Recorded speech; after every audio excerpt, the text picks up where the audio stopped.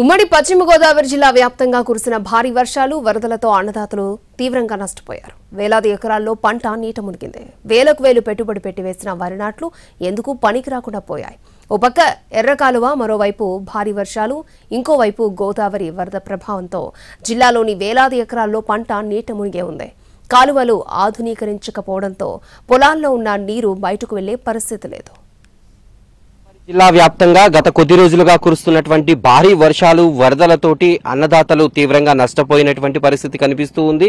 ఇప్పుడిప్పటికి వర్షాలు తగ్గినప్పటికీ కూడా వరదల ప్రభావం కొనసాగుతోంది. ప్రస్తుతం ఆ పొలాల్లో, పంట పొలాల్లో, వరి చేలల్లో ఉన్నటువంటి పరిస్థితిని మనం ఇక్కడ చూడొచ్చు. సుమారు 4 నుంచి 5 అడుగుల మేర నీరు ఎక్కడికక్కడ నిలిచిపోవడంతో వరి అంతా కూడా కుళ్లిపోయేటటువంటి పరిస్థితిలో ఉంది. ఇప్పటికే నాట్లు పూర్తి చేసుకుని ఎకరానికి 20,000 వరకు కూడా పెట్టుబడి పెట్టినటువంటి రైతులందరూ కూడా తీవ్రంగా నష్టపోయేటటువంటి పరిస్థితి, ఎందుకు పనికిరానటువంటి పరిస్థితి. ఇక్కడ సుమారు మందగలవాగు నిమిత్తంగా 350 ఎకరాలు పాడైపోయిందండి. ఇంతవరకు కూడా అసలు మన ఎమ్మెల్యే గారిని తీసుకొచ్చామండి. తీసుకొచ్చిన తర్వాత వాళ్ళు ఆయన ఏదో అక్కడ డామ్ ఒకటి ఉందండి, డామ్ కూడా అదంతా డౌన్ చేసి చేస్తామని చెప్పని అన్నారండి. ఎంతవరకు చేస్తారో ఏంటి అన్నది కూడా మనకు తెలియదు. ప్రస్తుతం అయితే ఈ పంట అయితే పని చేయదండి.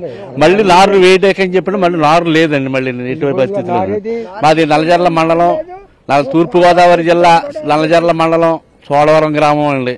ఆ పేరు స్వార్థని వెంకటేశ్వరరావు అండి. మీరు చెప్పండి, ఇప్పుడు ప్రతి ఏటా పరిస్థితి ఎలా ఉంటుంది? ఈసారి వరదలు కొంచెం ముందుగానే వచ్చినాయి కదా, ఏంటి? ముందుగానే వచ్చినాయండి. శుభ్రంగా నాశనం అయిపోయినండి. శైలి ఎందుకు పరిగ్రహాలు పోయినాయండి. ఇప్పుడు ఇలా ఉందండి పరిస్థితి. నాది వేసేయండి 3 ఎకరాలు సుమారుగా. పెట్టుబడి కూడా అయిపోయింది. అన్ని వీటికి అయిపోలేదండి పెట్టుబడి. మళ్ళీ పంట ఇప్పుడు మళ్ళీ నాట్లు వేసేటటువంటి పరిస్థితి ఉందా? ఒకవేళ వేయాల్సి వస్తే ఇంకెక్కడ నారు లేదు, ఇక తామతాలేదు అన్నట్టుగా ఉంది వ్యాపారం. తెలిపిద్దని ఏం చెప్తాను. పంట నారుమల్లు వేసేటటువంటి పరిస్థితి లేదన్న, ఎన్ని నారుమల్లు వేసేటటువంటి పరిస్థితి లేదని చెప్తున్నారు. అయితే దీనివల్ల రైతులే కాదు, కూలీలు కూడా నష్టపోయినటువంటి పరిస్థితి. ఎందుకంటే వాళ్ళకి పన్నులు దొరకనటువంటి పరిస్థితి, పంట పండుతూ ఉంటే వాళ్ళకి దొరుకుతుంది. మీరు చెప్పండి, కూలీల పరిస్థితి ఏ రకంగా ఉంది ఇప్పుడు భారీ వర్షాలతోటి కూడా? మేము 3 ఎకరాలు ఊడ్చామండి, మొత్తం నాశనం అయిపోయింది. ఇంకా కూలీలు కూడా పని లేవు. ఇప్పుడు బతికే విధానం కూడా లేదు. ఇంటికాడ కూర్చుని పిల్లల్ని చదివించుకోవాలి, ఇవన్నీ చేసుకోవాలి. పంట లేకపోతే మేము ఎలా బతుకుతామండి? ఇంకంతేనండి. ఇంకా వర్షాలు కూడా పూర్తి కాలేదు. ఇంకా పరిస్థితి ఎట్లా ఉంటుంది? ఇంకా రాను ఈ వర్షాలు ఇంకా ఎక్కువగానే వస్తున్నాయి కానీ తగ్గుముఖమే లేవండి ఏమని. మరి పరిస్థితి మరి తగ్గుద్దన్న అవకాశం లేదండి. ఇక్కడ ఆకు కూడా నారు వేసుకుని మరి ఊడ్చుకుందామన్నా నీరు తగ్గేటట్లు లేదండి ఇక్కడ.